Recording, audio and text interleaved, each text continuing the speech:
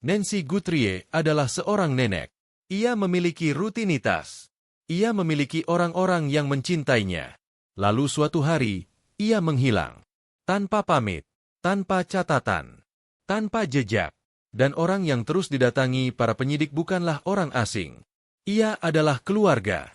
Ia duduk di meja makan Nancy. Ia memanggil Nancy dengan namanya. Ini bukan cerita tentang hilangnya seseorang secara acak. Ini adalah cerita tentang apa yang terjadi ketika bahaya itu tinggal di dalam rumah. Ada sesuatu yang sangat menggelisahkan tentang hari terakhir yang normal dari kehidupan seseorang yang hilang. Bukan karena hari itu dramatis, tapi karena hari itu begitu biasa. Nancy Guthrie bangun seperti biasanya. Ia membuat kopinya. Ia berbicara dengan orang-orang yang ia percaya. Ia tidak punya alasan untuk percaya bahwa hari itu akan berbeda dari hari-hari lainnya. Tapi memang berbeda. Itu adalah hari terakhir di mana siapapun bisa memastikan di mana ia berada dan bahwa ia aman. Nancy bukanlah perempuan yang menghilang begitu saja ke latar belakang kehidupannya sendiri. Orang-orang yang mengenalnya menggambarkan seseorang yang hadir. Seseorang yang selalu memberi kabar. Seseorang yang menjalani jadwalnya dengan cara yang sama setiap minggu. Itu penting. Ketika seseorang seperti itu menghilang, keheningan yang mereka tinggalkan terasa sangat nyaring. Pada hari terakhir ia terlihat, gerakan Nancy dipantau oleh orang-orang di sekitarnya. Ia melakukan percakapan. Ia mungkin telah membuat rencana.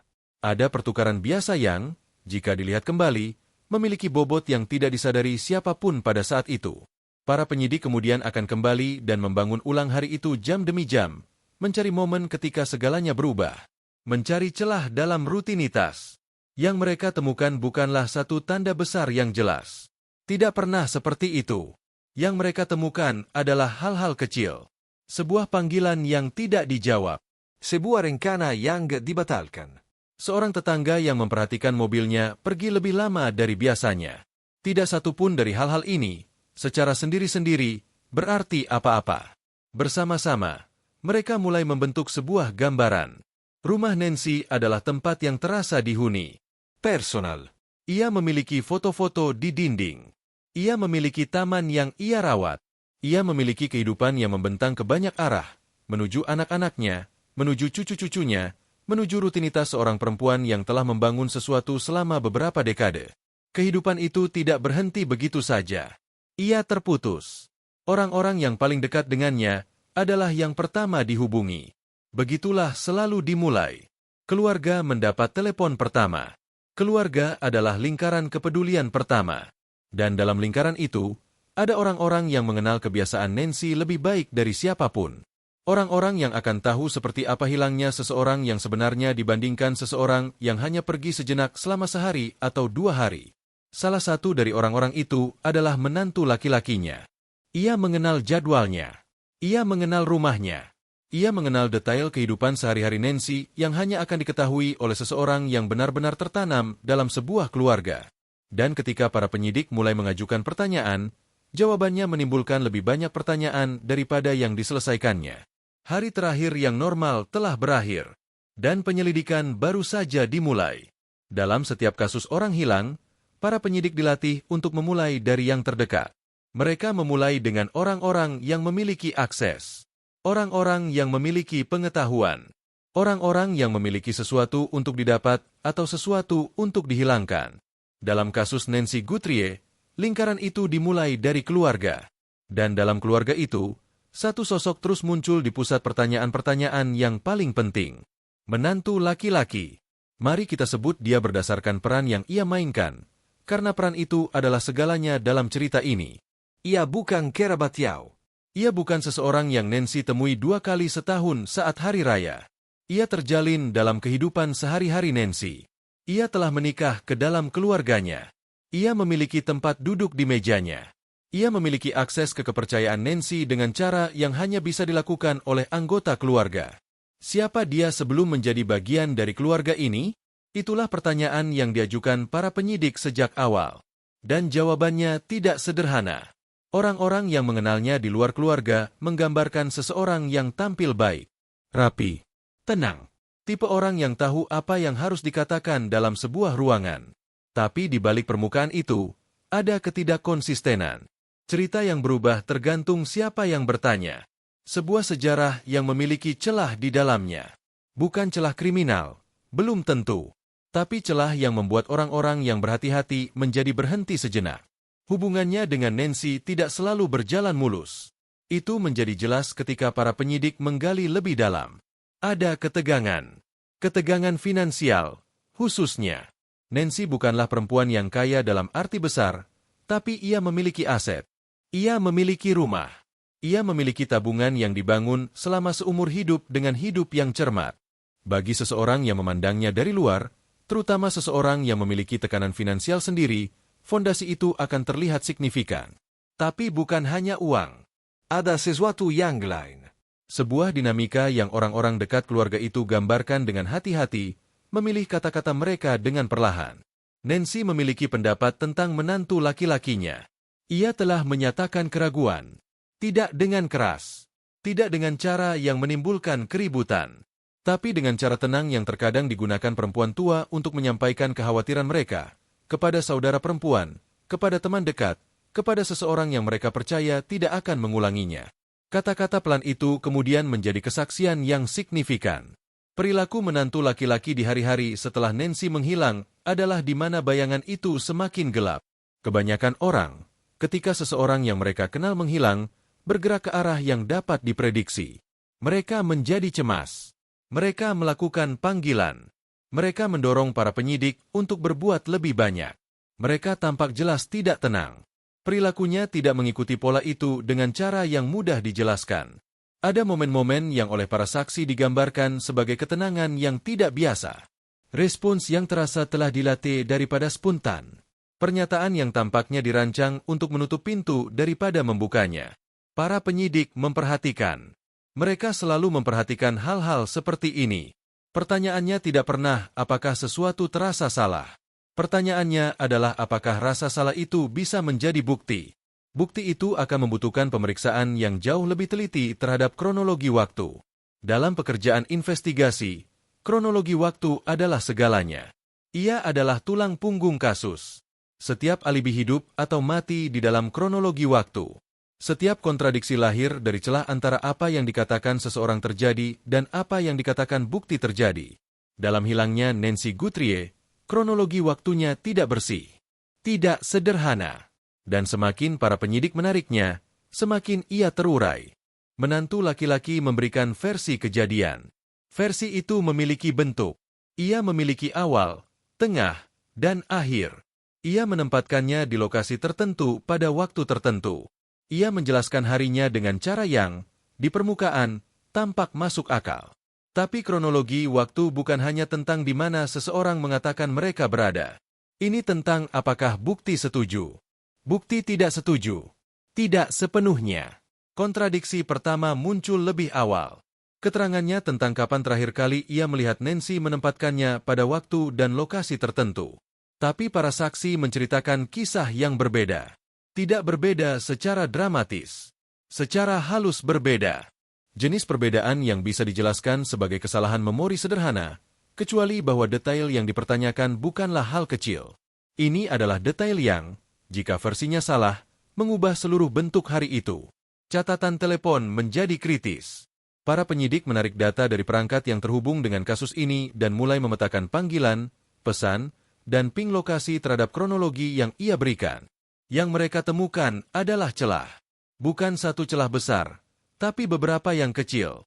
Jendela waktu di mana teleponnya diam atau di mana data lokasi tidak cocok dengan pergerakan yang ia nyatakan. Secara terpisah, salah satu celah itu mungkin tidak berarti apa-apa. Bersama-sama, mereka membentuk sebuah pola. Ada periode sekitar 2 jam di tengah hari yang tetap sulit dijelaskan. Ia memiliki penjelasan. Penjelasannya samar. Ia bilang untuk keperluan berkeliling. Tidak ada yang spesifik. Tidak ada tanda terima. Tidak ada rekaman kamera. Tidak ada orang yang bisa menempatkannya dimanapun selama jendela waktu itu. 2 jam adalah waktu yang lama.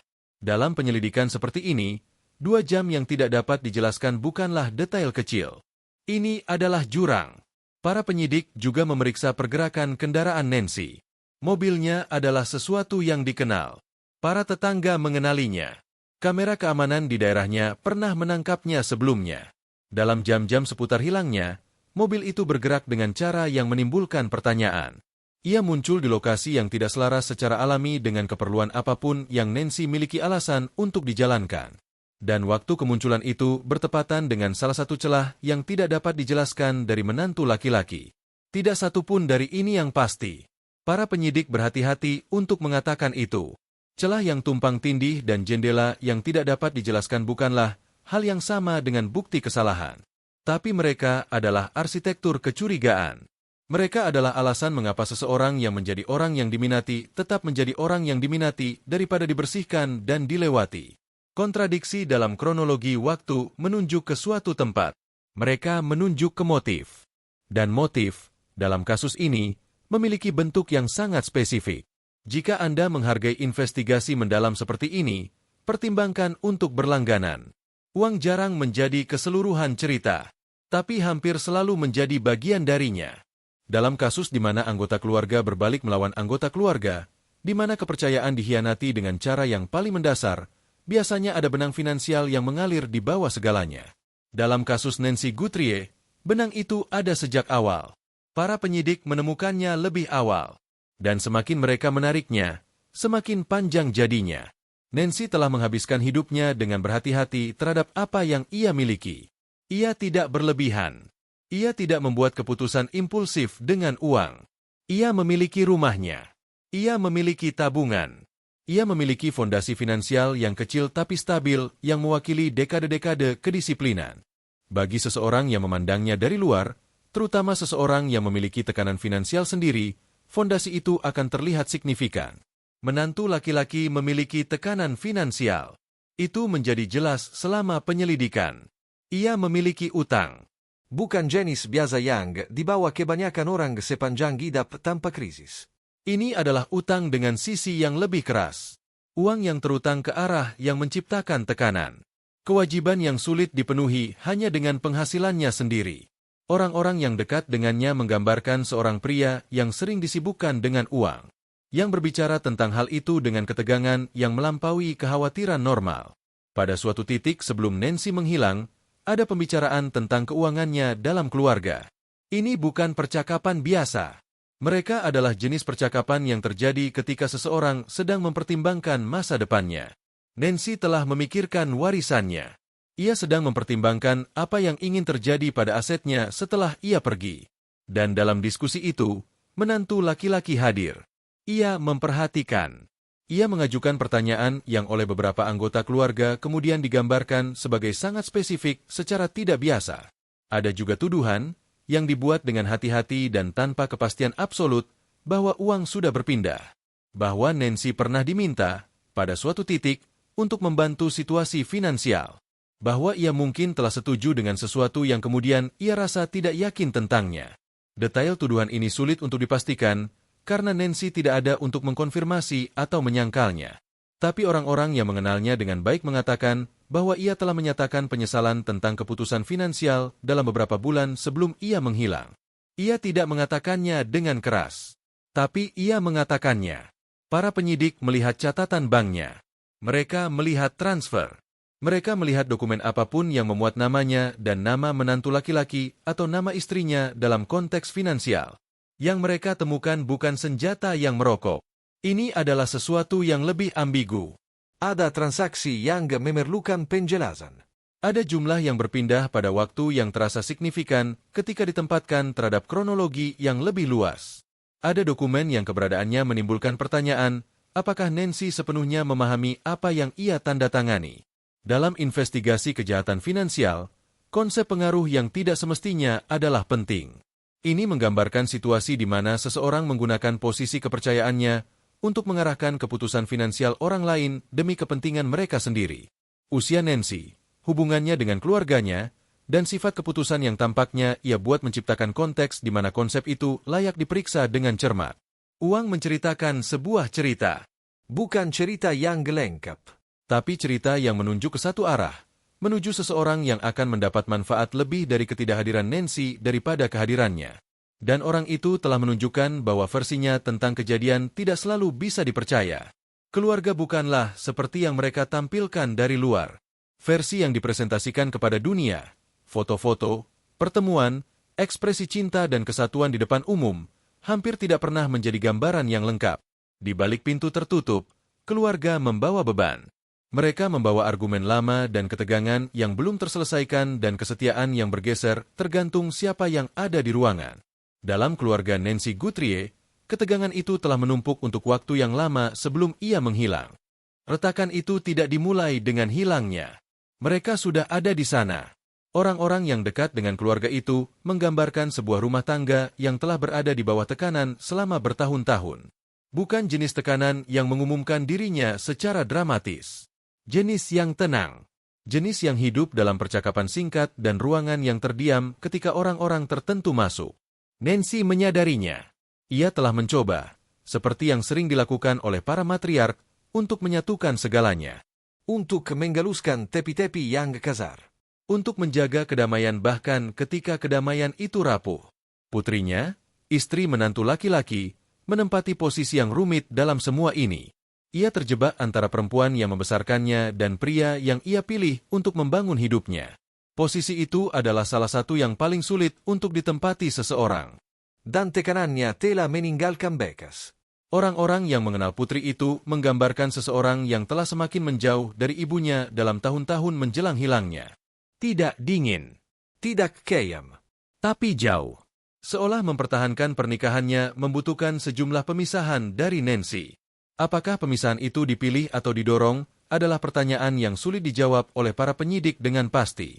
Tapi ada orang-orang yang percaya bahwa itu tidak sepenuhnya sukarela. Ada anggota keluarga yang merasa bahwa menantu laki-laki telah, dari waktu ke waktu, secara perlahan menempatkan dirinya di antara Nancy dan putrinya. Menciptakan jarak di mana sebelumnya ada kedekatan. Mengendalikan, dengan cara-cara yang halus, berapa banyak akses yang Nancy miliki ke anaknya sendiri. Pola ini memiliki nama dalam penelitian perilaku. Disebut isolasi. Dan ini adalah salah satu tanda peringatan yang paling konsisten dalam kasus-kasus di mana seseorang yang rentan kemudian dirugikan oleh seseorang yang dekat dengan mereka. Isolasi tidak terjadi sekaligus. Ini terjadi secara bertahap. Sebuah panggilan telepon yang terlewat di sini. Sebuah kunjungan yang dibatalkan di sana. Sebuah narasi yang dibangun perlahan dari waktu ke waktu yang memposisikan anggota keluarga luar sebagai sulit, sebagai ikut campur, sebagai seseorang yang harus dikelola daripada dipeluk. Teman-teman Nancy memperhatikan perubahan itu sebelum keluarganya melakukannya. Teman-teman sering melakukannya. Mereka berada di luar sistem. Mereka dapat melihat bentuknya dengan lebih jelas. Beberapa teman terdekat Nancy kemudian memberitahu para penyidik bahwa ia tampak lebih tertutup dalam setahun sebelum ia menghilang. Bahwa ia berbicara lebih sedikit tentang rumah tangga putrinya. Bahwa ketika ia berbicara tentangnya, ada kewaspadaan yang tidak selalu ada sebelumnya. Seorang teman mengingat sebuah percakapan yang selalu ada di pikirannya. Nancy telah mengatakan sesuatu yang, pada saat itu, tampak seperti frustrasi biasa seorang ibu yang menavigasi situasi keluarga yang rumit. Jika dilihat kembali, itu terdengar seperti sesuatu yang sama sekali berbeda. Itu terdengar seperti seorang perempuan yang mengerti bahwa ada sesuatu yang salah tapi belum tahu seberapa salahnya. Retakan dalam keluarga ini tidak kebetulan ada dalam apa yang terjadi pada Nancy. Mereka adalah lingkungan di mana apapun yang terjadi padanya menjadi mungkin. Jika Anda menghargai investigasi mendalam seperti ini, pertimbangkan untuk berlangganan. Ketika seseorang hilang dan dugaan kejahatan dicurigai, penyelidikan yang mengikutinya bersifat metodis. Tidak cepat. Tidak dramatis seperti yang disarankan televisi.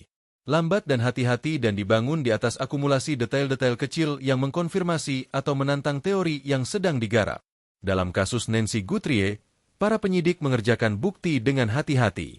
Dan apa yang mereka temukan, dan mungkin lebih penting lagi, apa yang tidak mereka temukan, membentuk segalanya yang terjadi setelahnya. Pencarian awal di rumah Nancy menghasilkan gambaran yang sulit ditafsirkan dengan jelas. Di permukaan, tidak ada yang tampak jelas terganggu. Barang-barangnya ada di tempatnya. Barang-barang pribadinya ada. Tidak ada tanda-tanda perkelahian yang segera terlihat. Tapi para penyidik berpengalaman tahu bahwa tidak adanya kekacauan yang terlihat tidak berarti tidak adanya kejahatan. Kadang-kadang